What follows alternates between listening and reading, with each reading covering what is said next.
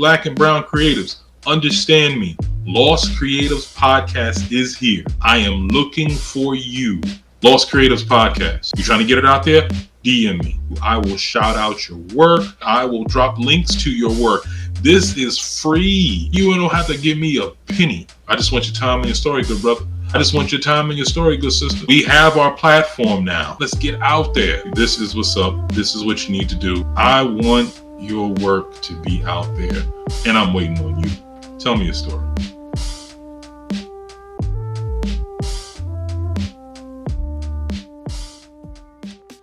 Okay, all right. Welcome everybody and all of y'all once again to the L.O.S.T Creatives Podcast. I am your host, Ijlal Abdullah Muhammad, and I got to tell you, I'm extremely excited today, specifically for a number of reasons. One being, today is going to be the first time that we actually have a guest on the show.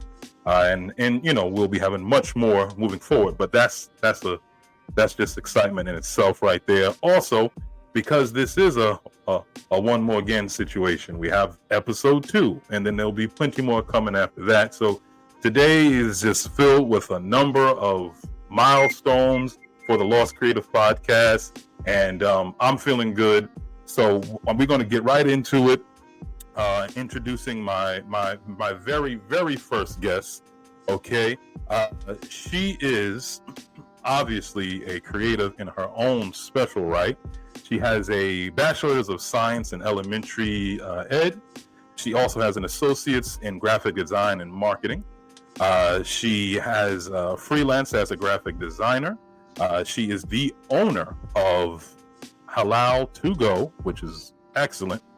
And she is currently a culinary artist as well as a private chef.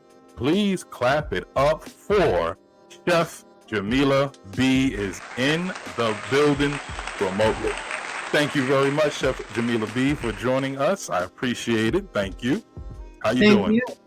Thank you for having me. I'm so honored to be your very first guest, and podcast. I listen to podcasts all the time. It's part of my morning routine when I'm doing my walk. Help to get me in, good thoughts, good business mind, get good focus for the day. I have some great people that I have in my library that I listen to, very successful business owners. So something on my bucket list to do. So I'm happy and proud of you to start one, and happy to be your guest. And I really wish you lots of success in general. I do. Thank you very much. I really do appreciate that. The honor is all mine. So, quick side note, everybody. Chef Jamela B is not just my first guest on the L.O.S.T Creatives Podcast. She is also a dear friend and an excellent mentor to not just me, but a number of other young entrepreneurs. She's just a really all-around great person. We're not going to be able to do her justice as far as all of what she has achieved and all of what she's done and will do in this short bit of time that we have, but we're going to try to get as much in as possible. I very much believe that valuable information, motivational information, inspiring information really does its best via storytelling. I think many people, me myself, most certainly, being from New York, I love telling stories, and I think a lot of people just love listening to stories if you're not telling them. So as a creative, I ask that you break up your creative journey from start to present in 3 chapters. In doing so, tell me what you would name each chapter, and then you'll start from chapter 1. First chapter, I think, was the story as an artist. I'm an artist first before. Okay. Yeah. All right, so let's start there. Chapter 1, started as an artist. I'm in. We're in. Let's go. Okay, so we're going to go back to, I guess, finishing high school. 18, 19, nobody knows what they want to do when they finish high school. I had a great opportunity. All of my education, 95% of it was in a Muslim school or some private school. And at the grace and mercy of Allah, not at my parents' total likeness, but it was the greatest thing for me. My last 3 years of high school, I was not in a Muslim school. I was in a regular public school, and I went to the Philadelphia High School for Girls. And while that may seem like kind of like an oxymoron, me being a Muslim, born and raised Muslim, it was a great thing because the truth of it is that we are living in a Muslim country. And so that experience gave me definitely a more rounded experience with dealing with people, and more so experiences, even education. My education would have not been what it is now if I hadn't had that experience. A lot of times Muslim schools, they may lack in that, or they may be successful in Arabic and Islamic studies, but they may lack in that just because they don't always have the proper resources and they, don't have the funding to pay the high quality education. But anyway, for whatever reason it may, Allah led me there, and there I started to find myself more because there was more opportunities, more things to do, like, full-fledged gym classes.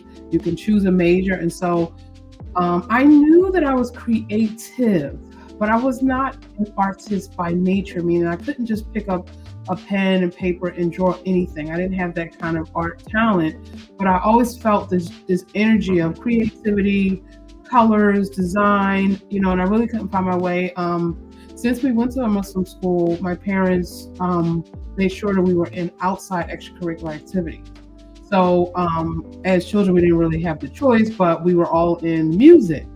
So I had like 10 years of piano experience. We all did music. And I remember probably around the same time that I went to high school, I was feeling myself, and I got up the nerve to ask my parents, could I do something else other than music? And they said yes. So quick interjection. So something that I didn't know. So you can play the piano? I don't know. I don't think so. Because I had this experience and I was very good at it. I was the one of all the 6 children. I took it to piano the best. But recently my younger son is in music therapy, and I even brought him a keyboard, and I don't remember much other than all of the chords, and I know it's letter based. I'm sure if I sat and put it out, it probably would come back to me, but it did not stick in that way. No, where I can just sit at any piano and get down. Okay. No, but thing for my parents to do that, because again, it still is about expression, but it was kind of very much forced, and I was always a perfectionist. So I was going to do my very best at everything, like it or whether I liked it or enjoyed it or not. I am also a people pleaser, which is something I found out about myself later in life. But as a child, I can imagine I probably was always also trying to please my parents. So this is a diversion, but I know that's what a podcast is. So anyway, no, that's what I'm talking about. Go ahead. Yeah, so then they said yes, and I then enrolled into Moore College of Art. This is before I even graduated from high school. I was in their weekend and summer program, and I did not know what I wanted to do. I was not sitting around with sketchbooks. I knew I wanted to do something creative, and that's literally what I did at Moore College of Art. I jumped around and took all kinds of different courses. I took a fashion illustration course. I took landscape. So, and then I'm also in this high school that offers a lot of options. So by the time it came to my senior year, I had been going to Moore College of Art consistently. Then I was still doing music too. I was able to choose something else, but I still had to keep the other thing going also. And so during senior year, you're able to choose a major. And what that means is that you'll have that class every single day, along with the rest of your classes. So I chose art. Now, granted, I'm not going to date myself fully, but back then, quote unquote, art wasn't much more than the actual true drawing and painting. The whole digital and computer space was really just emerging. So it was kind of like just like AI is now. It was emerging, but you were for sure that it was going to stay around. So it's like anybody back then who went on to that type of art, they were going to make good dollars, which is the reason why that's the kind of art I went into when I graduated high school. I chose something with in the digital space. However, in the back of my mind, I did not know anyone or didn't believe that you could be truly successful with art. So the education degree, to be honest, was just a backup degree. I just got that so I knew I had something very stable to give me options. But I knew I was going to always do something in creativity. I never really did anything with that teaching degree. I mean, hindsight now, I'm using it, but we'll get to that. Yeah, after college, I finished both degrees simultaneously together. I was doing the teaching degree in the daytime and art degree at night. 2 different colleges. Wow. Yeah. So once I finished, then I got a couple of accounts for design, like some little restaurants, little mom and pop shops. I was doing things like signs, handmade signs. Everything was much all by hand then, for the most part. I had studied and learned things on a computer while I was in college, but it was great. It was very, it was maybe for doing a couple of things. 95% of the stuff that I was doing was by hand. And so by what? Say it again. By hand. By hand. Oh, okay. I was like drawing signs and stuff for windows of stores by hand. Cutting them out by hand. And so were you seeing a lot of success in that? I had clients. I had decent business. I got some stuff with the school district, and it was I guess what I mean is, it's one thing if you have a degree in something and you're doing it, and it's just like, look, I'm just below the poverty line, and then you decide to move towards your passion. Whereas another thing is if you're actually, you're doing okay or you're doing really well, but yet you still decide to move to your passion. So that's what I guess that's what I'm asking. Were you weren't struggling in it? It was something that you could feel that, I'm actually making a good living and I could see me retiring from this. I'm going to say no. I wasn't, but it may not be because of the industry. It could have been more because of my business sense then. As a person, I was very undeveloped. And to be in any business, the success in business is sales. Period. If you can't put yourself out there, then you have to pay to do it. So either way, it's a hardship, so it's like you choose your hard. But business is something that, because you are creating something out of thin air. That's what you're doing. You're creating an idea out of thin air, and you're bringing it to market. You're finding your customer base if you can get it down to that. So you have to figure all this out. There is no roadmap for you with that. So if you don't have the business sense, you can be talented all day long. Talent does not bring success. You have people who have more talent and are less successful than people who are great business owners. They understand strategy. They understand the importance of a business solving a problem. We'll get to that. So, the core values of the success in business really has less to do with talent. Honestly, talent will stay a hobby. It can stay a hobby forever. If you can't make $1, if you can't make that an income that is valuable, then that's what it is, a hobby. And that's something I tell a lot of people talking to, young people. I think that what you said there is that just speaks volumes, because a lot of times, especially as creatives, I guess we get frustrated with the fact that we know our work is good and we put so much into just the creative aspect of it, and that alone we feel should merit us, an audience and success and money, but that's why the term it doesn't, and it won't. Yeah, and that's why that term was out there, which was the one that made me make the decision to get another degree in addition to art is that concept of starving artists, because that's that concept that you have, that thought process, that is the artist mindset. And so based on that means it's if somebody likes me, I'll do my paintings forever, and I'll strike it big, and so like back in the all the way through the 20s and 30s and 40s and stuff, art was that way in a sense, but even then it was a handful of people who were considered to be the Van Goghs and but now you definitely you're like a needle in a haystack, because that type of art is not valued anymore anyway. So the thing, not in the same way. I'm not gonna say anymore, but not in the same way. Right. In the same way. So artists, be careful. Like if you have a child that's an artist, and I'm speaking that because I'm an artist, so you learn about yourself, and so it's good to be very honest. So if you have a child that's artsy, you just want to just kind of make sure they're diverted in the right way, or they're going to have the proper support system, because that is true. Artists, we're scatterbrained. We are, and that's why a good mate would be good. Like two artists together, I don't know. Yeah. An artist and an engineer. I don't know either.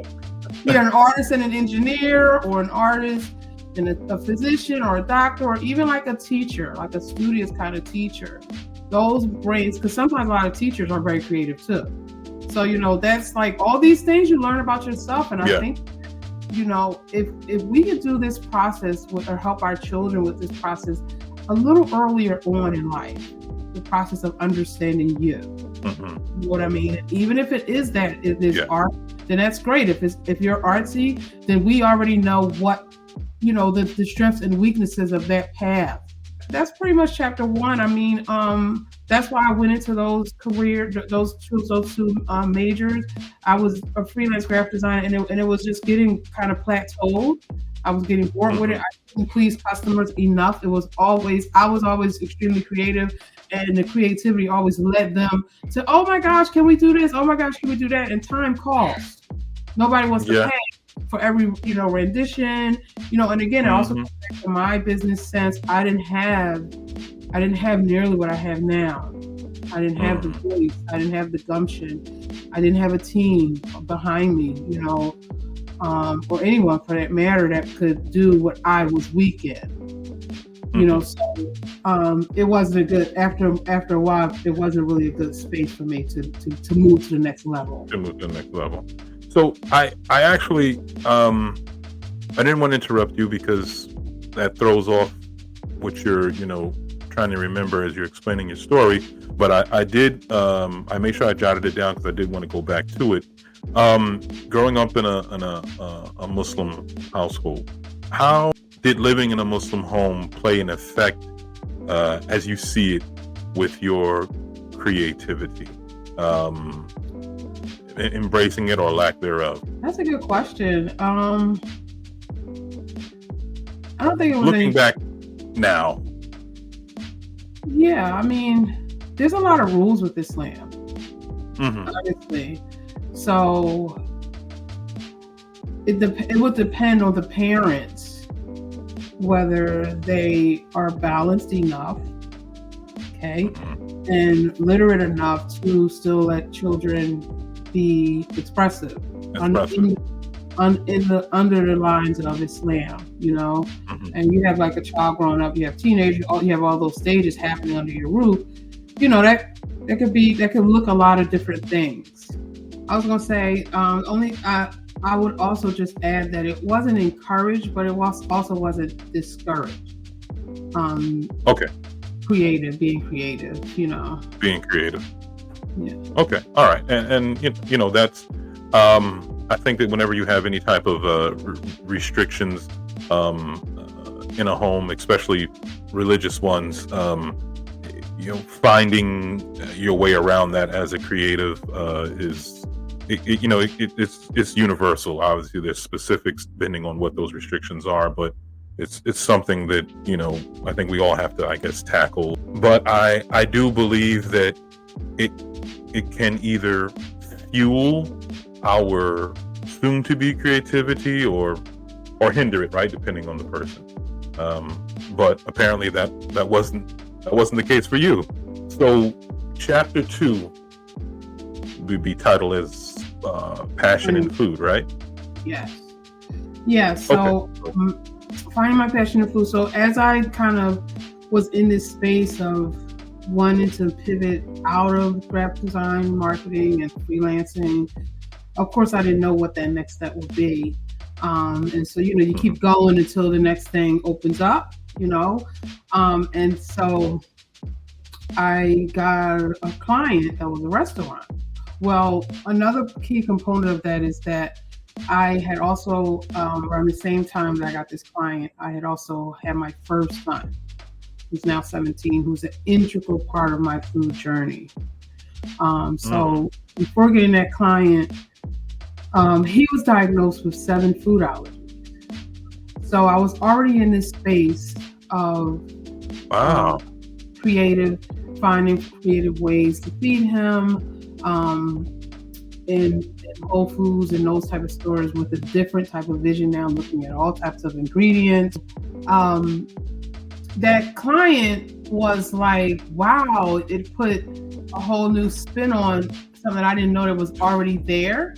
So of course, as a mother, I was loving that experience, and it was the artist me coming out, but it was just, at home. I didn't think much was going to come out of it.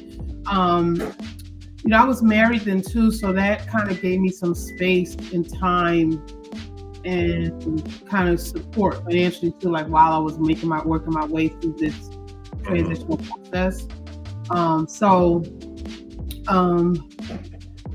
got this account and I went in full-fledged, and because I'm a passionate person, all of my jobs that I was doing with freelance and marketing, I always wanted to understand what the owner was trying to convey, not just do the job. Like, you can just send me a message and say, this is what I want. I needed to get and meet them and spend some time with them and kind of get an experience of what they're really about, so I can convey that in print. How the typography was going to run, how the wording was going to, come across the page, what colors are going to be used. That all shows a feel of a product, of a brand. And so for this particular client, that's what I did. I got in the kitchen with the chef, and was playing around and watching her, and then that's when this whole passion emerged. And I kind of was like, I like this. Couldn't really put my finger on it, but I was enjoying it, and I ended up staying with that company for close to 10 years, and I branched off into my own company. Now, so obviously there is a real space where something that you have never done or never even thought about doing, all of a sudden, once you are exposed to it, it just creates this new drive in you or new focus, and then now you're running with that thing. But and that can be, the way it is for many people. But thinking about, once again, your creative journey, do you feel that maybe it was just more of a dormant creativity that you always had with food? You can kind of think of, maybe when I was at grandma's house, I always liked and then just life happened, and then that moment brought it out, or do you just think it was that moment and I was in? Like, what would you say? No, here's the thing. Now, this is what I'm going to say will resonate with you because you've actually experienced my food. I won't say that the art of the actual art and act of cooking is something that was there, because my mom was always in the kitchen. So I don't remember being interested in being in the kitchen with her, like in that way. What it did was it showed me that I can take this artistic talent and express it in this venue. So I am very much an artist first in my food. So that would be the reason why probably my mom cooking in the kitchen didn't resonate with me, because it's not like an artist. It's like I have to cook. And so mine is more like an artist. So that means everything coming to the plate has to have color. which the only way you really have a lot of color is by lots of veggies. Not very cook very long, so not a lot of protein all the time, it's just a very colorful plate. And so that's the reason I think why it resonated in that zone, because I was in like a true restaurant. I was exposed to a bunch of different ingredients and stuff that I wouldn't normally be using. Granted, in addition to that, I'm already exposing myself to different ingredients and things because of my experience with my son. Right. So it would be like things I might have saw, in the store or on shows trying to prep for him that I really didn't understand. And now having this one-on-one experience with her, it matched that. And I was able to use that and learn how that hits the palate. And then, you have your eating palate when you start tasting things. It just started. And that was a community that was being developed there. It was a new business, so family owned.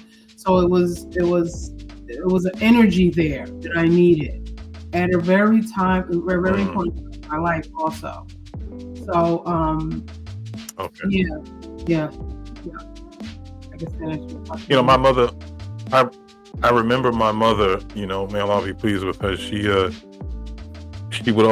I remember her saying, you need to do something to make that plate more colorful. And I was just always irritated with that. I'm like, what the heck? What difference does it make? I mean, it's food. It tastes good, whatever. This tastes good. Why you need to add? And she was very big on making the plate colorful. And at the time I didn't get it. And then in many ways that I'm very thankful for, I ended up marrying my mother. and the plates gotta be colorful. So it's like, okay. This is a ring. Sounds familiar. but it's that in itself. Do you think that is a pet peeve of just someone who understands the setup of just how food is supposed to be placed on a plate, or do you think it's a pet peeve of a creative, of a culinary artist says, no, this is more than just what's supposed to be? Yeah, because I in the last chapter of Finding My Purpose, it really is more than what it's supposed to be, because food is medicine, and you need to eat your food as if it's medicine, or you'll have to eat your medicine as food. So the colorful. I love that. Food is medicine, and you need to eat your food as if it is medicine, or you will. What was it? Or you will have to eat your medicine. Or you will. You have to eat your medicine as food. Bong. That's what's up. So we're gonna definitely roll straight into chapter 3 off of that. And as you stated, that would be the business of food, finding your purpose, right? Right. So again, I think that this is a creative characteristic. We're never satisfied. We get bored easily. And believe it or not, even though I had found my passion in food, my time with that business was up. Like I needed to do something else. Like, okay, now I know I'm in food. What's next? And that's where my mind starts going. So I was always a natural entrepreneur. Even when I was in high school, I was doing business. I used to make sneakers, sequin sneakers. I was doing paintings and selling them at art events. So I always had some little business going on, and it was always arts related. And you have entrepreneur DNA, right? You come from a line of entrepreneur family. My dad is the owner. He's the last heir of a business that was started by his father. Only first African American starting any sort of cleaning business on the main line. And he moved that company to New York. And my dad was the youngest, I think, 13 children. So he's the only one extending that business still. That's his main source of income. He makes more than 6 figures. Has consistently done that for more than 40 years. I'm actually working on a project with him, a whole course of how to get into that business, him telling his story. Because he realize how rare, and he doesn't even have a high school education. Yeah. So he is a mogul. He's a gift. And his energy and gift needs to be shared before before Allah brings him back. So Yeah, I agree with that 100%. So that if you want to talk about something was encouraged in our household, doing for self was for sure. The concept of job was not encouraged. Not discouraged, but it was encouraged because it was all around you. We were always doing business. My parents owned several type of business organizations, and that has sustained them for, quite some time. So, that's in me. That's in me, and I have family members that are too. So, but staying focused. I was ready for the next step, and so entrepreneurship is always it, and also, to be honest, I didn't have the credentials to go and get like a job, and I surely the food business, if you don't have, you got to work your way up from dishes. No, I'm not doing that. No, I already went to school, so in my mind, I'm elite. Even though I'm not of the skill, I'm still elite. So in business was the only way to take that to the next venue, and I believe that I can do it again. Still was lacking a lot of business concepts and things. I'm gonna throw something in. This is a curveball, but it's very important to how my personal development happened and changed. There was a pivotal point in my life between leaving and finishing high school, and then just in that finishing college, rather. In that college time. And this is a part of the freelance entrepreneurial time, not being so happy, just kind of in a zone. And so in the midst of that, being in a zone, I would say probably was slightly depressed, or maybe intensely depressed. And I picked up a lot of weight, like more than 300 pounds. And so a friend of ours, a friend of our family was, because I was sitting at the computer all day, every day. Like I didn't really have a social space. I'm not sure what all was going on here, but I was in a sense a little bit unhappy, and didn't really know where to go from there. And so a friend of the family, I was very close with them, husband and wife. Their daughter and I were like best friends. They became a part of a company called Herbalife. And, I didn't know much then, but, the company, you need people, you need stories in order to really be successful. And back then, the company has drastically advanced now with all kind of products. And back then, their main source of product was weight loss products. They were like one of the first weight loss companies. And so this couple basically took me in, and of course I benefited them too.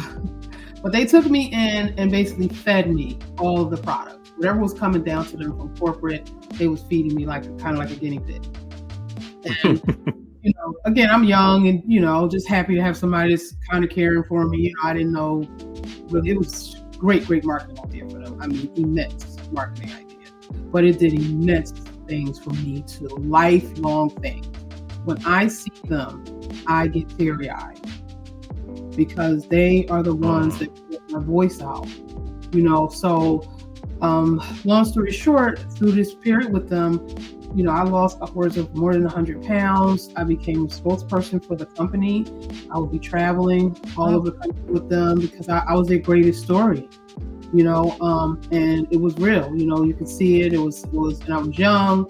So I was bringing people in for them like a magnet, But what it did for me, first of all, it gave me confidence. It gave me a sense of something it's like a place that I was at and how I was able to come out of it.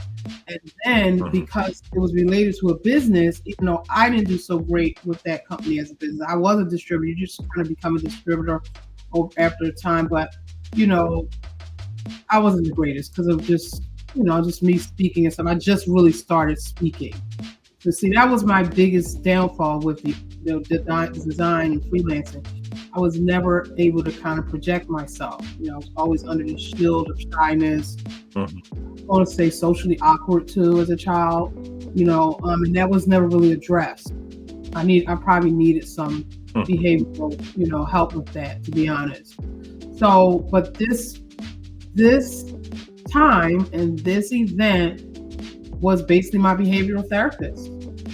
I mean, it gave me gumption. It gave me the wherewithal, the belief that I can do it. You know, there was so much mindset training within that. And the positive energy was immense. You know, I met people from all over the world. And I even met the owner of the company. I have a picture signed with him. Wow. So that was a integral part of my journey because it gave me, you know, the voice that I need, the strength. So that's how I could believe that I can leave after just a couple of years of working with a chef and think I'm going to branch off into a whole new cooking industry with really no, you know, formal background, you know. So I did. And my first place was a brick and mortar place in Philadelphia. It was called Healthy Twist. Before that, I was gearing up to that, you know, building up the brand and doing things like afternoon masters and things like that. And again, I knew that I wanted to do something in this space. I've always been a problem solver. So that's just me, just in general. I was kind of find a little niche, and in the midst of me, when I was working with them, I was like, nobody is addressing the halal thing, you know. And even now, it's still not addressed. It's really not addressed, and I'm not really putting a huge stamp on it as I could. And that's like lessons I learned. You can't be really great in business without lots of help, you know. So you can't grow and scale without a good team, you know. And your home and stuff is a real big factor of it too. So we'll get to that in a minute. But I branched out. My first place was called a Healthy Twist right off of Hicken Avenue. It was actually a sit-in place. Personal life was still kind of in shambles. I'm in the midst of divorce and things like that. I only had one son then, but that makes up for a little bit of uneasiness with starting a business, you know. But I was in there and I was doing well again because I always had a good reputation with my food. But again, the business part of it was a lot of a challenge for me. The food business is a lot of work. And I didn't have the solid team and even the home support too, you know. So it really just faded. It fizzed out, for lack of a more, you know, better way of explaining it. And then from there, you know, it's kind of a gray area there, but I know that I moved out of state, out of the area for a little bit, and kind of like was internally finding my way. And I just still kind of was doing things here and there, catering. And then I started to find, I found another place. I opened up another place in New Jersey. Same thing. It was a good opportunity. And that was going pretty well, pretty decent. While I was doing that though, I started this in the background, a meal prep for families, specific meal prep. And that was like a second side little thing that I was doing within the brick and mortar space. The brick and mortar space was inside of a corporate complex center in New Jersey. And so when COVID happened, the center closed. It was Comcast Corporate Voorhees businesses, and we were like the main eatery inside of the building. So, but because I had because I had already started this meal prep thing on the back end with families, I picked up with that only during COVID, and actually it was a great blessing because I didn't need to have a space. I didn't need to staff people, whether I had, you know, sales or not. You put your order in, and then I add the other component to it of actually shipping. Before I was only just delivering locally, and I'm researching it more with COVID because all we all had was time. And I said, there's no shipping. Nobody can get, you know, you got HelloFresh, all those companies. Nobody's doing halal, so you can. I want to be able for people to be able to get halal food right to their doorstep. And so that's where Halal to Go was really born as an online meal prep company. And so I would say since 2021, we've really been doing that. And as we end this chapter, I say that even in doing that, beauty in it, and I'm thankful for it, and I still have it going. But at this point I am at in my journey now, I feel like my purpose is more in helping people, helping emerging entrepreneurs, particularly in the food space, helping families and children understand the value of food and and its overall connection with well-being. How it's so much a part of well-being. I need to say something about that. I need to split off because I was listening to a podcast. I'm going to suggest these people to you, some of the people I listen to. And one of the ladies' name is Ellie. Okay, she's on Instagram. It's Ellie Talks Money. You're gonna love her. She's actually Muslim. From Senegal. But she was doing a podcast one time with a lady with children or family, and you could hear them. And it was kind of like, it was so organic. It was like, okay, this is why you're here. Like, it was part of her story, and it sounded great, especially for somebody like me listening to it. You know, it was really pointed. You know, so that's why I say at this journey in my life, my purpose has to. What I realize is that, like I was saying to you before, first off, I want to make sure we leave this podcast with me giving you like the real to real about the food world. And the food industry is overrated. Oh, yes, please do. It's what overrated? What? It's very overrated, okay? Lots of easy ways to make that dollar. There are steps involved to that dollar that you can't miss. The great thing about food is that it's related to a human necessity. So people will eat, you know, so you won't be closed. But the question also is, it's so much yin and yang to that, it costs so much to stay open. All right. So you figure you have to sell a one platter. In order for that platter to make that platter, first step you have is buying the food. Second step you have is getting the food, bringing it back, unloading it. Now you're prepping it. There's other hands involved in this too. If it doesn't have to be, like if you're a private chef, it doesn't have to be. You cut off that middleman, but hard to make 6-7 figures as a private chef because you just have 2 hands and 2 legs. Okay. All these steps you need somebody to make the food. Then you have to repackage the food because now you have a customer buying it, so they can't get it unpackaged. You package the food, so now you also have raw materials you have to purchase. Then you have to sell that to them, and then that entire cycle starts again. So every time I mention a step, that also is a cost. So if the platter costs $21, every time you mention a step, it's also a cost. Man, we are getting some serious gems today, for real. Like that's things that you don't even recognize as just a consumer. You know, you just go and get, but there's just the world behind all of that is amazing. You know, just know for sure that a restaurateur, you know, the very successful ones, I'm very sure and positive that they are leveraging credit, and they are looking at the long haul game instead of the short game, and they are not living off of it in a sense like that. Like they understand, like I said, it is the key point is that people will eat. There's always going to be a need. You'll always be able to find a trend, you know, but you don't get into it like, you know, if you don't have anything else to keep your lights on at home. It's not. Right. It bears too much stress on you because you can't. You know, if I get 5 catering jobs, even though I have 5 catering jobs, they may all together in 1 month equal 10 grand. Let's go low and say 5 grand. You don't pocket 5 grand. You may pocket 25. You know, so and that's a hard space when that only source is your lights staying on, especially if you're the sole provider of your family. You know, so.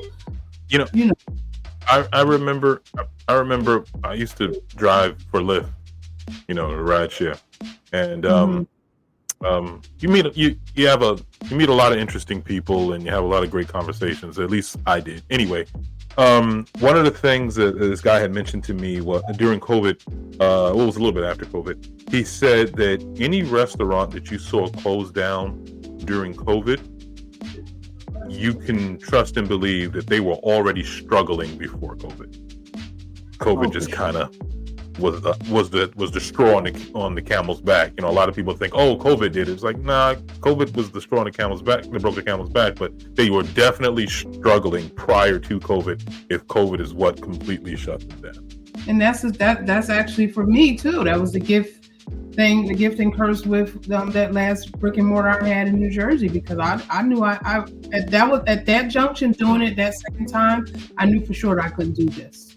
I can't have a brick and mortar at this junction in my life, because I don't have the family support. I don't have the home support. And that's first. You know, you can't win that back. You can always start a business. You can always open a restaurant. You can do it all the time, anytime. You do it. You know, so but right. you can't win back the time that you're going to miss, the time that you give to your children, your family. And so no, you can't. You just can't, you know, and we shouldn't. We really shouldn't. So it was that I had already realized, and that's why I say I was at another little bit of a crossroads too, because while I was excited about that, I realized that I'm not going to be able to do this. I can't do this and be a proper parent. I remember one day my son was ill. He was in daycare, and I had no choice but to bring him with me. And he's but he's with me, but he's not with me. He's with me, but he's back in the back office, the back room the whole time. And I'm going in there, walking away a little bit from the customers, going in there and checking on them. And I'm just like, what is this? What is this? This just can't be, you know? So yeah. That COVID, he's right, because COVID was the greatest thing that happened to me. You know, I was happy to let it go, and there was a lot of money that I got out of COVID. There was a lot of money given for businesses if you were smart, you know. Yeah, you know, so it was a closing, but a birthing in a good way. A closing, you know, but a birthing. Yeah, yeah, I can. You know, that's and.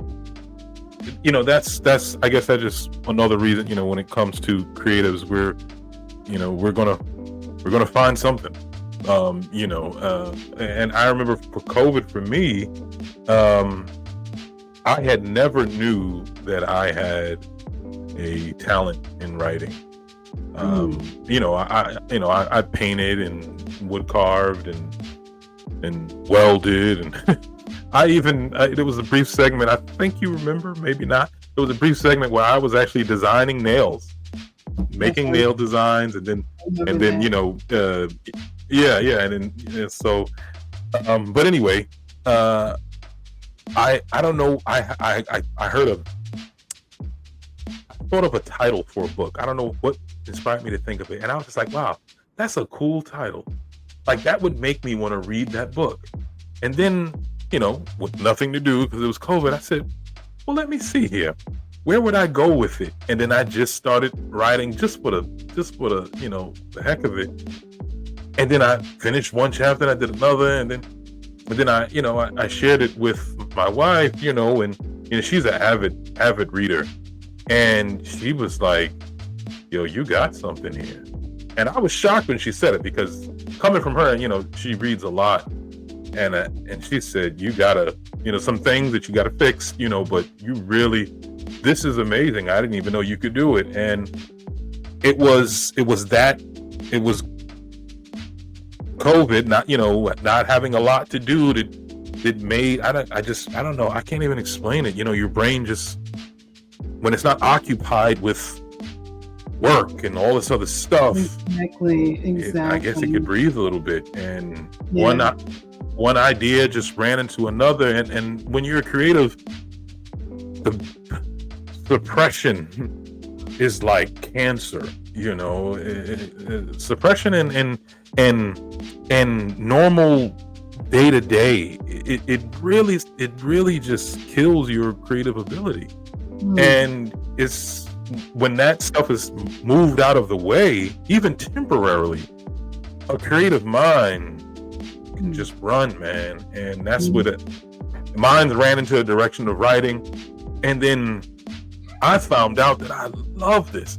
Like I said, all my life I've been an artist, you know, and I've been good at whatever I did, but I would never refer to myself as an artist.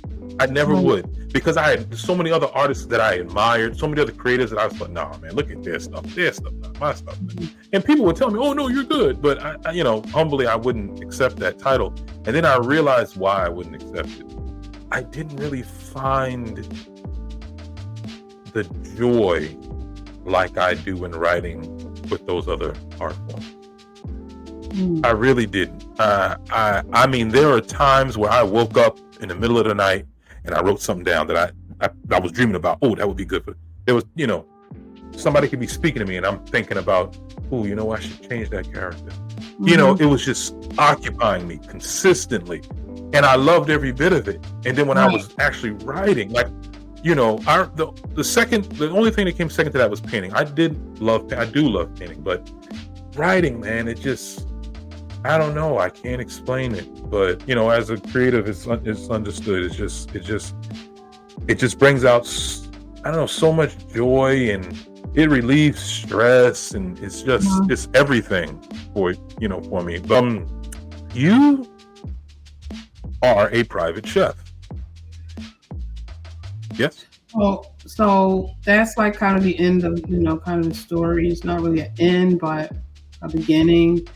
And so now at this stage in my journey, I am pushing more to helping others, working with people privately, and not so much general food business. Not saying a lot of it is not existing, it is, but I'm moving towards being just an owner of that, and I'm looking to break it off or branch it off or partner it out. And I would just be teaching. I would just be teaching and building an online community with teaching and helping families with food, families with children with special needs, trying to get them to eat. Like that's my purpose. That's what I have found is my purpose, and that's where my teaching degree is being used. On the way to bring it right back. It's interesting. So it was not in vain. No, not at all. Not at all. Not at all. And do you believe that you accredit that education to a lot of how you go about your new venture now? I mean, I learned. I didn't. If I didn't learn lesson plans, I still make lesson plans for my cooking classes. I actually do make a lesson plan. I do put those menus together. I do have a goal in mind of what I want the children, what skills I want the children to pick up or acquire during the session. So, putting the organization to the mindset of how you teach, making sure that children are seen throughout the class, all of them. I think that has a lot to do with my personal story too, but for sure, it's definitely a part of it. And I was just my minor was special ed when I was in school for education. Oh, yeah. Okay, so that's it's it's amazing. I went to school for art education. You have worked with adults. You have worked with children. You have taught adults. You culinary arts, and you've also taught children. I want to make sure I give you a fair question. Which group would you say you find more joy in, and why? I mean, I think I don't know. Oh, maybe that's wrong. Maybe that's wrong to say. Which one would you say do you feel is more rewarding? Okay. So we'll go with that. We'll go with easy that. For me, the children, and of course, the children. First of all, they bring you immediate joy, immediate satisfaction. They're open listeners, absorbers. But the little sneaky gift to that is children have parents. So inadvertently, I'm working with parents too through the children. Yeah. The children come home from school with passion and energy to be in the kitchen and to cook and we made this and we made that and and it just creates an interest for the parents. So, I have clients from students. And so it's easy to talk to a parent Nice. about, maybe some health concerns and things like that I'm sure I wouldn't have been able to directly go into that. Once we're adults, we're into ourselves. We're formulated, so it's very, very challenging. Yeah. Human beings, we all are creature of habits, unfortunately, and that's the thing. Like if you can create, viable, sustainable habits, you're developing the good sense of self. But you always can change habits too. That's the great thing about human beings. You can change habits. So yeah, the children definitely you better believe it. Joy, great satisfaction. They're the reasons why I can, my tagline is teaching is my happy place with food. So, yeah. So now I just want to shoot some questions at you now that we've gone through your journey.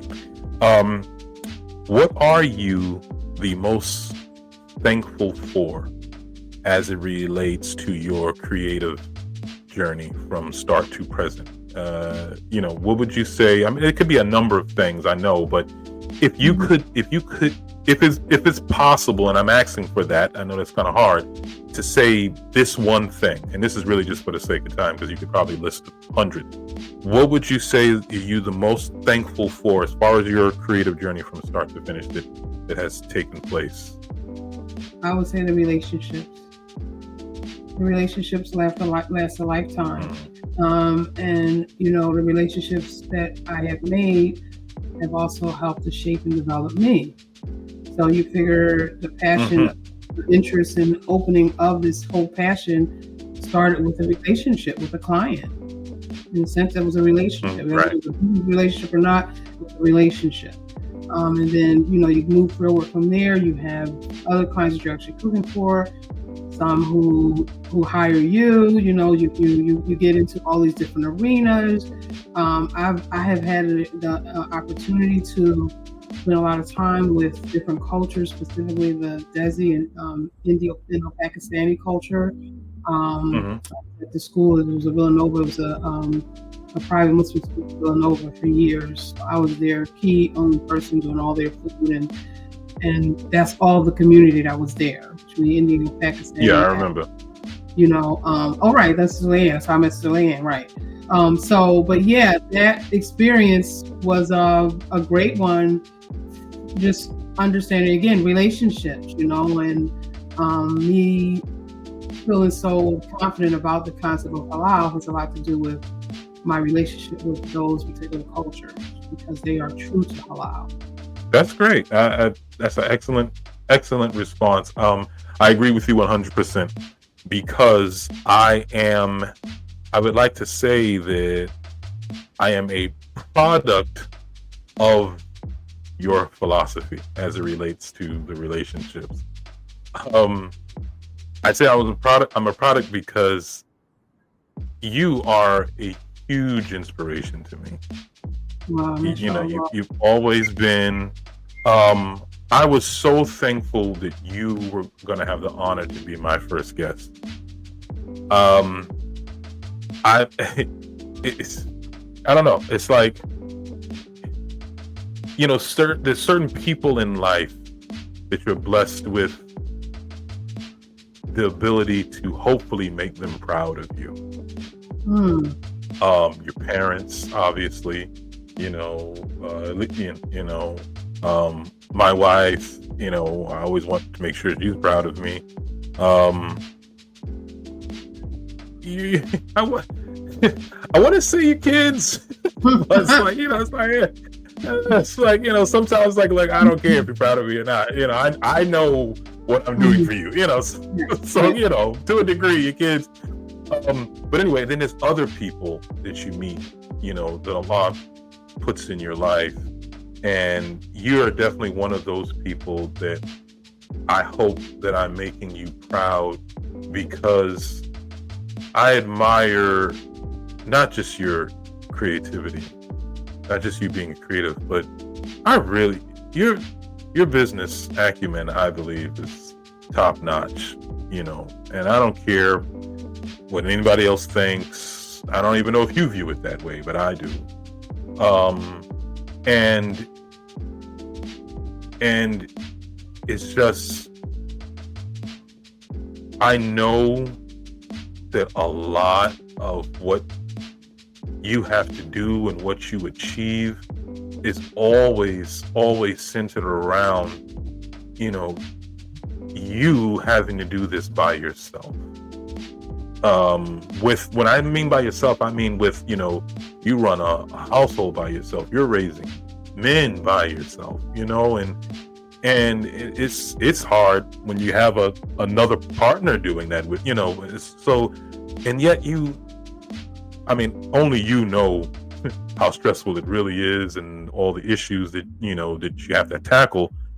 But it's just like, it seems like every time I'm talking to you, it's like, oh, well, I'm doing this, and, and I always hear success coming from you. I always hear success coming from you every time you speak. And it's just like, when you got the place in Jersey, I was just like, oh, there she go again. When you started the Halal to Go, I was like, she's just, dang it. It's like, what? I'm trying to get there. Like, I don't care what walls. And like I said, you may cry yourself to sleep every night. I have no idea. But what I see is this, I just see walls come up and you're just knocking them down, and then building things with that brick you just knocked down of that wall that was in the way, and it's just so inspiring to me. You are very much one of my mentors. I respect you tremendously. And I just words can't express enough. I make dua for you. I really pray that Allah provides you everything that you want in this life, and more, and even plus that, in the hereafter. You really are, something special, Chef Jamela B. And I'm expressing all of this to you. I'm taking out the time to do this because you deserve it. But then also, in case there are those times that we don't see, where it's hitting you hard, I need you to remember the effect that you have. I'm doing this podcast because I said to myself, no, I got to find another way to make sure that I'm promoting myself and my work.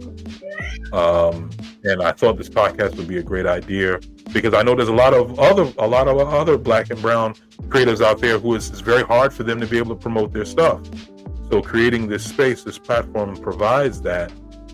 I have no doubt that this will be very big, and I did this thinking Chef Jamela, she would find a way to make this work. She would find a way to make her business work. She would find a way to make her creativity to get out there. She wouldn't stop because something else didn't move. She would find a way. This very much is my Chef Jamela game. I put my Chef Jamela game on, and this is what came from it. I want you to continue to, always remember that. Mm-hmm. Okay. So the next question. Do you truly consider yourself a creative? I wish I could say somehow creative cook instead of chef, to be honest. I don't know. The term chef really is like, I need something to call myself so that when they see, they identify me with food. But I don't know. I don't know if I still don't know if I care about that word to identify me because I'm a creative first. I'm an artist first, and I'm very much in the food space as an artist, and even and more so now as a information piece, a help piece, a healer. I want food to mean something. It must mean something. It must it must be part of a social cause. It must solve a problem because it is also because it for sure is creating a lot of problems. 90% of our issues that we are walking around with is because what we are putting in our mouths. Yeah, you better believe it. We are just a nation of just not understanding, that value, and not understanding the value of food and discipline. Mm-hmm. This country rips you from discipline. Big time. It does, because everything is fast, so I hope I answered that. I'm going to try to hold my other things, like all of the accolades and energy you spent bringing me near to tears. I'm going to kind of hold that to the end. I want you to get through your question. No. You definitely answered it, and I agree with you 100% with everything you said. The importance in food, discipline, just everything. I remember I heard, I was on Instagram, I was scrolling, and so this joke, someone said Americans, what did he say? He said Americans eat as if they have free healthcare. Oh man, it was funny, but it's the brutal truth. I mean, a lot of them do, but it is what it is. But so that's just that's just way too important. And okay, this is my question, and will be always my last question. From a fellow creative to another. How do you take on critique of your work? How do you take that? Oh, it's criticism? You know the time that it took you to put into something, how much you love it or whatever have you, and then the feedback comes. Mm-hmm. How do you take that? How do you walk with that? How do you learn from that? How do you hate that as a creative? I love it. I embrace it. I embrace it, and I don't know if that is coming off as cocky, but for me, I would think it's very much the opposite.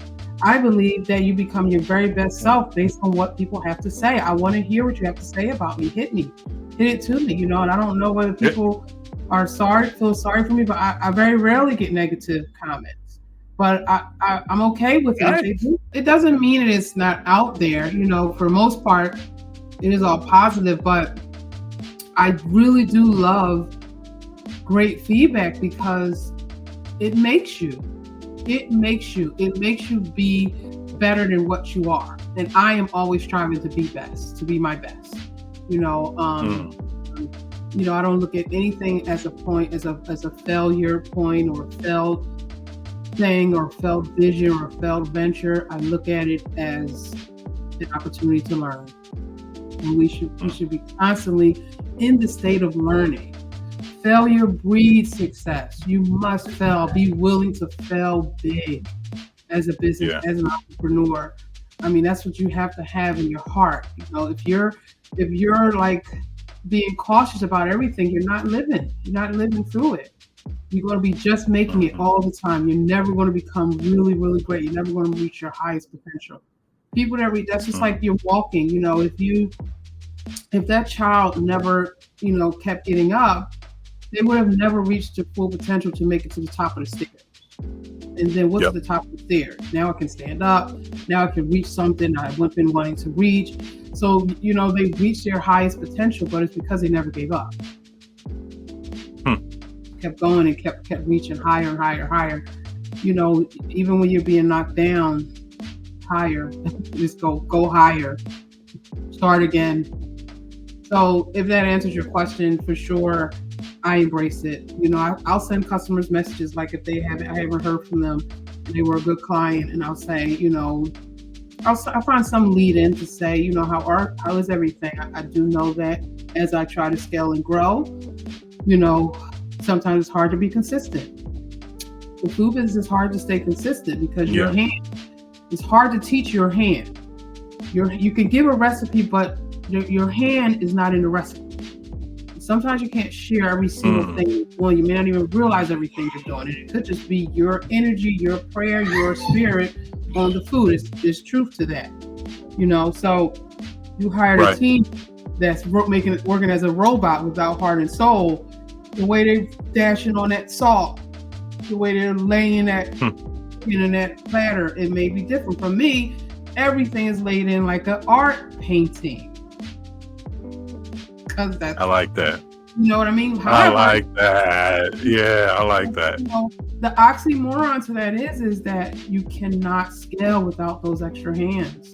So you're going to lose some imperfections, and you're going to have some there, So I'll say, how was it? Or a customer, like I had a customer recently say to me that their last order was salty. It was during Ramadan.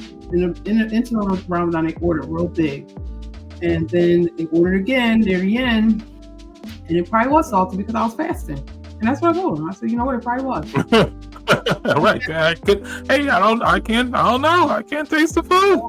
But I haven't gotten orders from them. They was appreciative of it. It made sense. Mm-hmm. There was some too. But I also haven't gotten an order from them recently. And it may mean that they just know their need is different. During Ramadan, people have different needs. You really only want to be fasting. You don't want to be cooking. That's why I have so much value specifically during that month. But, I didn't take it. I see them all the time. I didn't take it anyway. Because I'm thankful that they said it. I'd rather you say it than you just move on without sharing. I love that. I'm gonna be straight up with you. I have learned to appreciate feedback. I've learned to appreciate. I always hated it my whole life as a creative. I couldn't stand it. Especially when I was younger. I never forget one time when I was in college. Every art major had to put up a series of work towards the end of the semester, and then what would happen is the professors in the art department would literally come down and critique your work. Even right now, you can see I'm saying this with disgust. And it would, I put up my stuff, man, and they would just go by and I don't know what you're trying to tell me here, and I'd be like, I'm not trying to tell you nothing. It's a portrait of my face. What you mean? What am I trying to tell you? And this would be my response. I'm just dead serious. It just irritated me. And I remember one time I got on my soapbox and I was like, this whole thing is ridiculous. It don't make any sense. We're artists, okay? It ain't got nothing to do with if you like it or not. All right, this is what I wanted to do. This is how I felt. And you up here trying to tell me blah, blah, blah, blah, blah. And I remember the chairman of the art department. The chairman of the art department had to have a conversation with me afterwards. It's funny, but still in all, that was just, I always hated when someone had something funky to say about my work, and that literally stayed with me. It stayed with me until my writing. You know why? It stayed with me until, I think I understand why, because the first person who critiqued my work was my wife. And she was just like, look, I'm just trying to tell you, I know what I'm talking about. You have to develop this more. You're not explaining, this character here. You just explain what he did, but I need to, and well, this scene was too, this what happened here was too short. You didn't really, and the whole time I'm just like, oh boy, well, what do you mean? I wrote it, and and she had to make me understand that, like, look, if you want this to be successful, it's good, but it needs work. That you have to understand. This is good. This is great, but it needs work. And then I would, much to my chagrin, I would go over it, redo it again, add something. And then I saw, like, wow, she was right. Yeah, she was right. This is much better now that I took that away or I expanded on that. And so it had to come from someone that I respected. The critique. And this was very much my shortcoming, and I'll admit it, but that's how I work. Once it came from someone that I respected and that I knew wasn't trying to, be some kind of way, I was able to listen more, and then I did it, And once I did it and I saw that, oh snap, this is actually much better, I was sold at that point. Now, I'm going to be honest with you. Right now, it still bothers me. It still bothers me, but I accept it better, and I take it now as I should, as a way to get better, and I work towards it. I'm not going to front. It still very much bothers me. I still feel that my work is my work, and this is how it is, and this is how I presented it, and that's how, but I don't think that, to be honest, I don't think that'll ever leave me. I just, that's just how I feel about my work. But I've matured into understanding the beauty and the importance that feedback does for you, and that it makes you an even better creative. So because of that, I take it and I make the necessary adjustments. But it's always hard going down. You know what I'm saying? It's always a hard pill to swallow for me. I think it's bigger than that for you, to be honest. I think what I hear is something much bigger. It's very much personal about you being comfortable in your own skin within your creativity. I don't know if it's so much of a creative disadvantage as much as it is a personal thorn for you. I will say to you is the thing about that sets you aside if you want to take your creativity and make money out of it, because you ultimately at some point are writing for your customer. And so if your customer has certain feedback and they are your customer, and if they give you feedback, then that means that they are your customer because they listened enough to give feedback. They read enough to give feedback on their own. Like, now we're not talking about your wife. We're talking about like somebody just found your book, your literature, they're reading it, and they send a message or whatever. They found it interesting enough to read it, so you have a customer. And so if you really want to find your customer, then they say that's the hard thing to do, to put yourself out there naked. That's why restaurants do like tastings. You're not doing those tastings to make money. They're usually free. They're doing it to see what their target customer base has to say about what they think is a gift. And it may be a shutdown on the tasting night. And maybe this was a trash. And the thing that they say was a trash might be the one thing that you took 10 years to work on. But if you're opening up a restaurant and that's your idea, of course it's not an if. If you're in business, you're in business to make money, period. And that separates the creativity piece to it. When you want to do it as money. If you want to do it just as a creative piece and kind of live in your own space to create how you want, when you want, then that stays a hobby. The moment that you truly want to make that an income, a lifestyle, a viable business. When I say viable, a business is not viable unless you make it six figures in this day and time. Because you can't exist without that. You're struggling. You're really just making it. Nobody's talking about it, but you need to be making six figures. You need to be making 10 grand a month. So to do that, it's painful. It's painful, however it is. Either painful with the labor. For me, labor is painful. That's painful. That's a hard painful for me to do unless I have people. And if that's the case, that cuts down on the 10 grand. That cuts down on the 10 grand. Yeah. 10 grand. I'm only grossing it. I'm only grossing 10 grand, So it's again, you choose your heart. You choose your heart, and you keep looking in the mirror and asking yourself your why.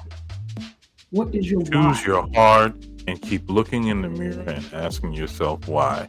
Man, we've been getting some gems today. I love it. I definitely want to circle back to the nearly 5 minutes you spent on the accolades to me, and I was extremely emotional to hear. I can't imagine how many other people may feel that way. I can promise you that I'm not out here projecting that. No, you're not. I pray to Allah. I pray to Allah that is the energy that I'm giving. I will say to you and say to the entire world of listeners, it is hard. It is hard. And I don't do a lot of crying because I guess the tears don't come because I don't have time. But it doesn't mean that I'm not crying in a sense. I have to keep moving.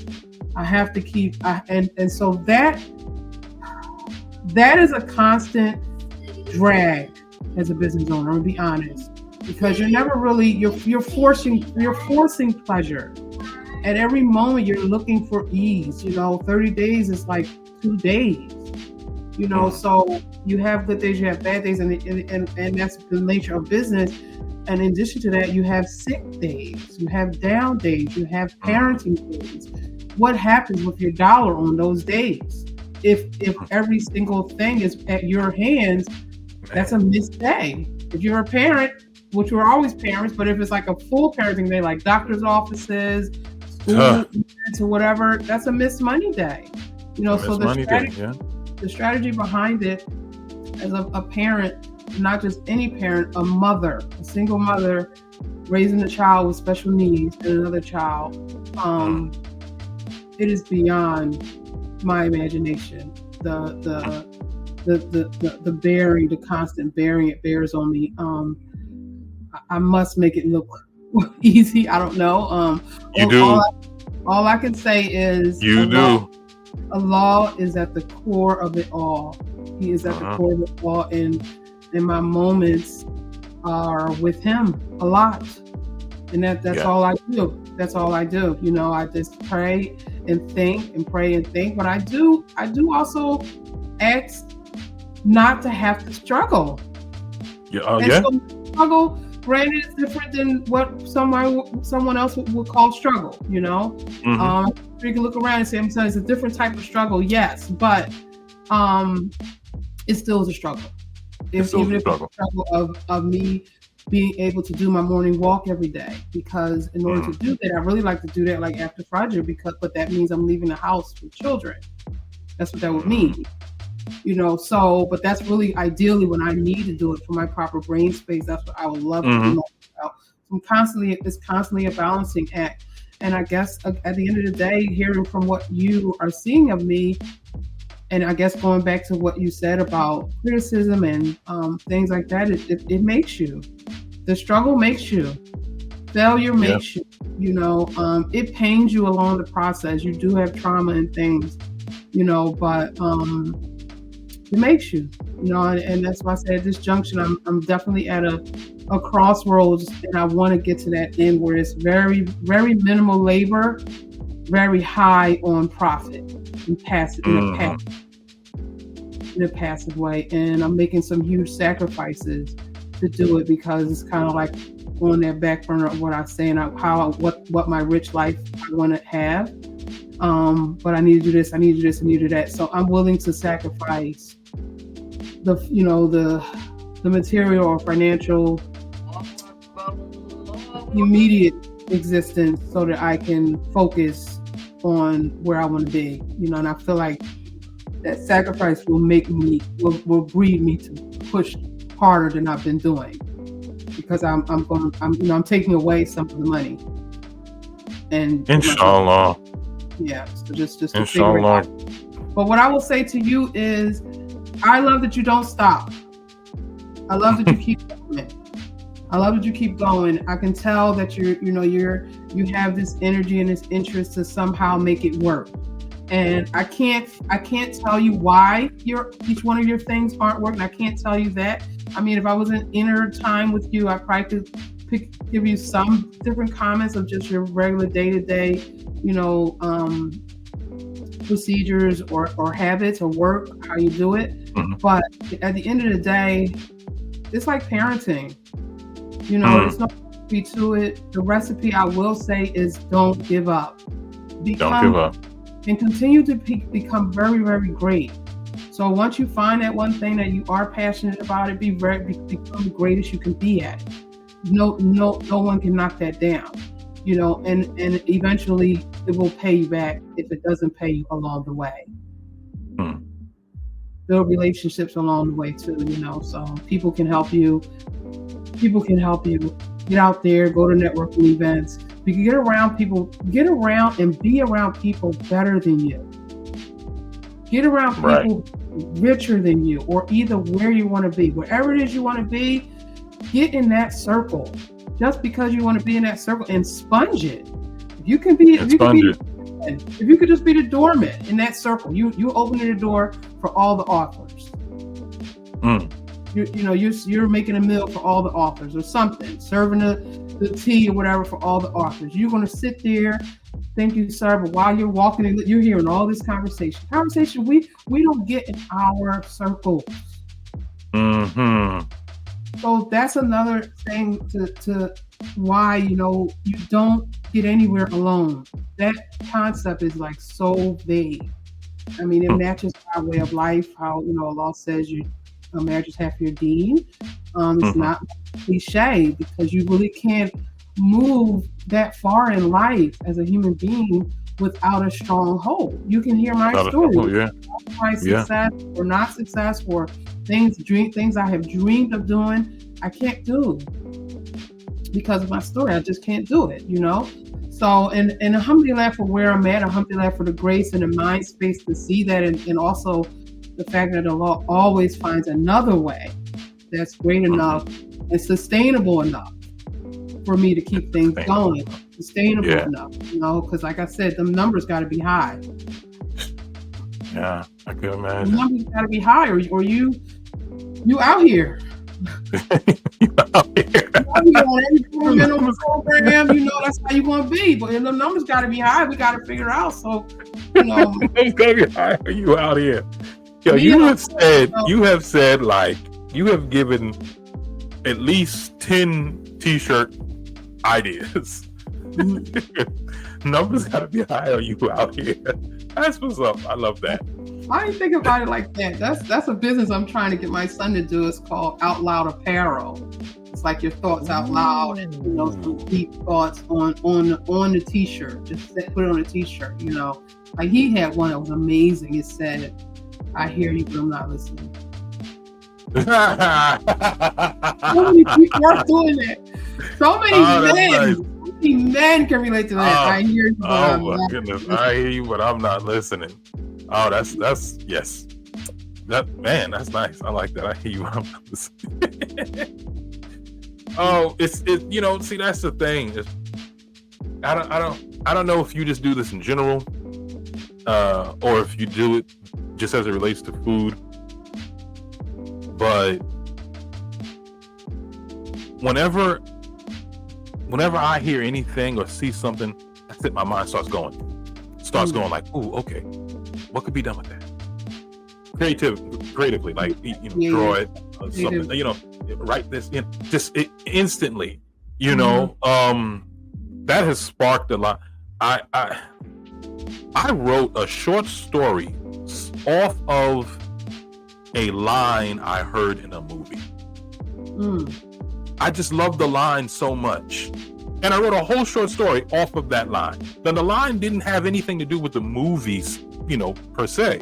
It was just a line in the movie, but I just thought the line was so dope. I'm like, oh man, and I wrote an entire short story off of it. But that's just how my mind works. And where's the short story? What is the short story? Where is the short story? What happened to it? It's published. It's in my book, L.O.S.T, Lovers of Storytime.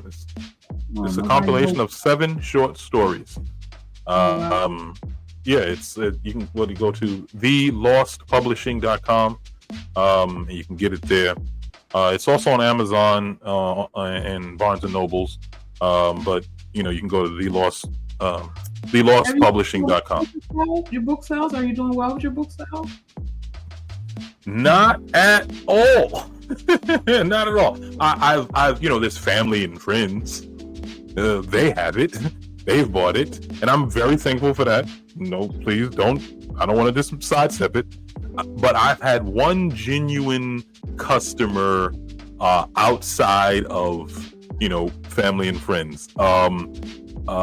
They happened to find my work online. They saw all of my short story animations on YouTube, and they were just, oh my goodness, and they were loving my work just like I would want them to. And they got the book, So it was so far just one. Once again, this is a large part of the reason why I decided to do the L.O.S.T Creatives podcast, because it just, my marketing tactics were failing, and putting on my Chef Jamela B game. I was like, you know what? If I don't have the opportunity, then I'll freaking create one. No one wants to put me on their podcast. I will create my own podcast and make it work that way. So here we are. But yes, that is where the short stories are. That's where the short stories are. I actually completed a novel, book 1 of 3. I'm in the process of finding a literary agent. This one was self-published, but now for this novel, I'm trying to go the other route, or the traditional publishing route, and see how that fares. All right. See how that fares. But that's about me. Before we get into what do you want people to know as far as how to find you, and what links you want them to go to, so on and so forth. And there actually is one last question. What creative or artistic platform would you, if you had the time, would you like to delve into and just see how great you could be? Ijlal, I have always wanted to sing, or I always wanted to dance, or I've always wanted to wood carve, you know what I mean? Like what creative platform or outlet you just like, if everything was going well in my life and I had the time to actually get into this and get really good with, I would want to do what? Probably some writing, some books. I want to write. I want to tell my story. Nice. My stories of book that would be a really great novel. Now, really, you know what they say. Yeah, I want writing. These are the just things start writing. I want to and these are the stains I want to leave on the earth and for my children. That book is a novel totally separate from my food interest, and I do want to do a couple of cookbooks. I do have some cookbooks I've been working on. Again, you have that halo hanging over you every 30 days. Mm-hmm. I don't spend a lot of time on it, but I'm moving, I believe, very close to having ease and having the time that I want. And honestly, I have had a lot more time. It's just that I'm taking the time, not necessarily earning the time in a sense. Got you. The time to figure it out, but it's not always working, so it's still a challenge.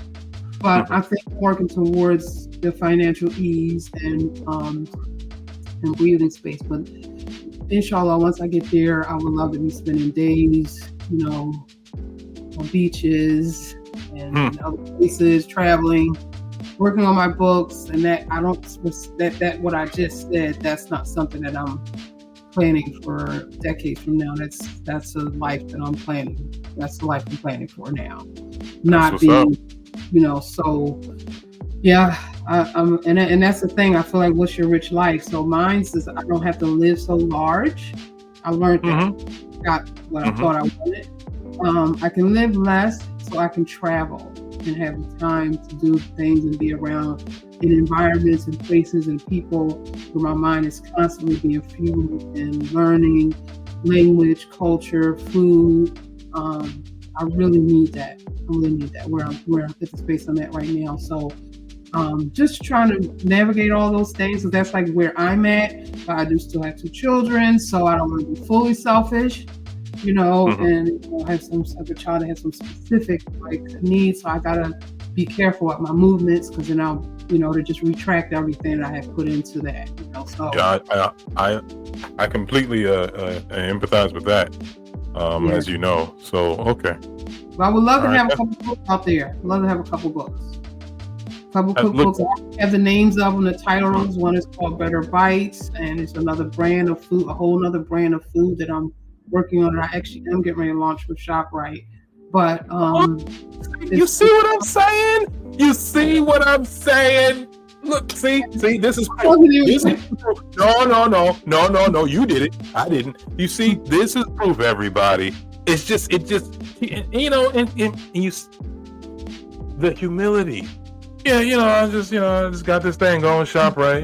Just a little something, whatever. Ain't nothing. I'm making moves, doing big things. Because that's me, and that's just how it is, and it's all great. Or it ain't nothing. Whatever. I'm telling you, you just validated that, as you said, 5 minutes of me going on about you. You just validated it right now. And look, subhanAllah, I love it, and I knew you were going to do that. I didn't know when, I didn't know how, but I knew you was going to do it. When people are quiet, people who you consider successful, I don't necessarily want to say that about myself, but I'll say it. Quietness, something's brewing. Usually, yeah. You kind of go a little dormant because they're going deep in. They're going deep in. They're going deep in. Chef Jamela B, everybody. So please let me know. Please state now, where to find you on social media. Please state if anyone wants the halal to go. Please, all the links and mails and all that you would like people to have access to, so they can join in with you being a creative and take part of the work that you actually put out there, the food that you actually put out there, and the education that you actually put out there. In case they definitely want to be tutored by Chef Jamela B. So please list those now for us. Okay, yes. So you can reach me on Instagram at chef.jamelab. And also, if you're interested in just in halal meal prep, food coming right to your doorstep, that's Halal to Go Meals. That's the number 2, Halal to Go Meals. That's on Instagram. The website is halaltogomills.com. There's a link on there for me as a chef. You can also do chefjamelab.com. You can do youngcooksacademy.com. You'll reach the same place. You'll get a lot of information, my backstory. You'll see some of the stuff, a little bit of the stuff soon, inshallah. But my main focus and interest for people who are looking to work with me, if you're a parent and you have a child interested in cooking or baking or things in the culinary arena, feel free to reach out to me. I'll help you and assist you in any way. I do one-on-one culinary sessions. We can do that virtually or sometimes in person, depending on where you're at in the country. But virtually, I'm looking to build an online community for that. Showing children and parents the value of food and its overall effects on our well-being. This coming Monday, the 15th, is the next biggest thing I have going on, where I'm starting. I have my virtual cooking camp launching. I do it every year, and it's 4 weeks. It's virtual, so anybody in the home can join. It'll be lessons, virtual lessons every day, live sessions via Zoom by me.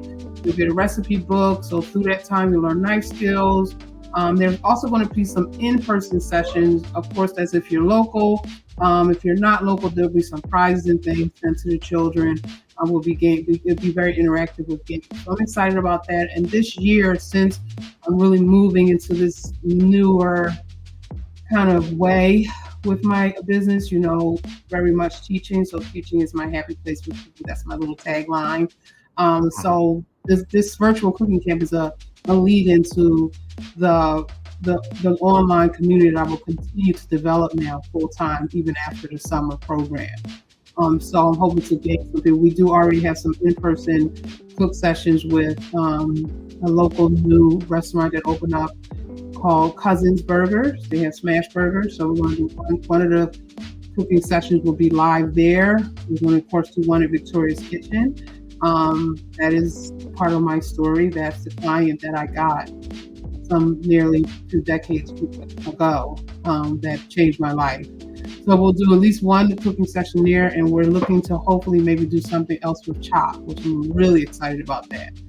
So keep your ears peeled, keep your notifications on. If you have a daycare or educational facility, that's all in the arena of children too. So I love to do that. I'm really happy working with children, helping them to understand and see how easy it is to eat healthy just by still having fun.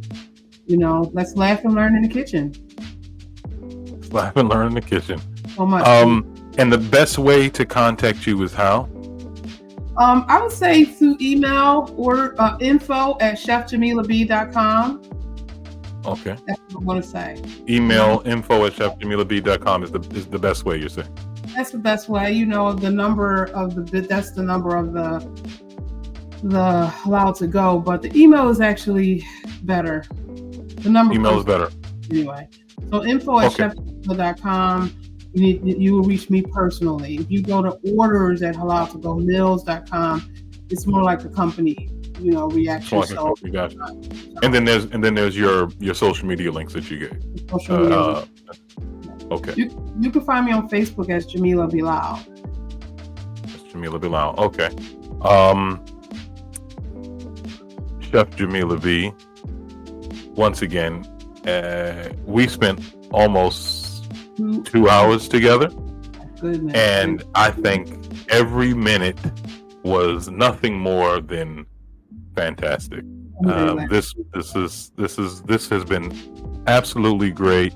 I know that people are going to pull a huge amount of wealth from this time that we spent here, and I definitely know that people are going to be reaching out to you. Just because you're you. Sincerity is not something that can be faked, and it's very much something that can be felt. And I think that listening, watching, you very much feel your sincerity as a creative, especially in the space that you have chosen for yourself. And you just always have been, and I'm sure you always will continue to be, a huge inspiration. And not to mention, your food is freaking delicious.